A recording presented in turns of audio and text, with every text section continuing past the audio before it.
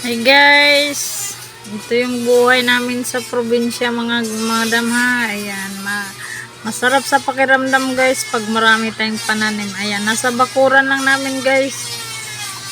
Bayabas, malaki medyo maliit-liit pa lang naman yung puno niya guys. Pero sobrang dami ng bunga binigay niya sa amin guys. Ayan, thank you God sa mga blessings. Sarap talaga pag may tanim. Ayan, hindi mo na maisipan kung manguha pa ng ibang, kung magugutom ka guys. Ayan, lumabas ka lang ng bahay, marami ka nang makikita. Ayan, may puno din kami ng dwarf buko, dwarf coconut. Ayan, sobrang liit lang niya mga guys ha. Ayan, tsaka yung ampalaya namin guys, sobrang dami ng bunga. Daming binibigyan ni Lord ng maraming bunga yung pananim namin. Ayan, pang ilang harvest na rin namin guys. Ayan, meron pa naman, may natira pa. Marami ng beses na hindi kami nakabili ng pangulam. Yan lang guys, pwede ihaw, lagyan ng itlog. Ayan, sobrang daming binigay ng ng Panginoon ng bunga. Thank you Lord sa mga blessings. Ayan, sarap talaga pag may sariling tanim.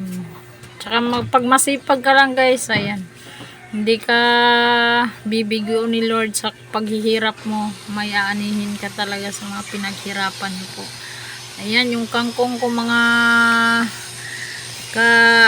kaprobinsya. Ayan, tingnan nyo, sobrang taba ng mga dahon niya guys. Nakailang gulay na rin kami yan. Pwede gisado, pwede pang lauoy sa Bisaya. Yan, sarap yan. Adobong kangkong. Or ihalo sa ginataan guys. Sarap niyan.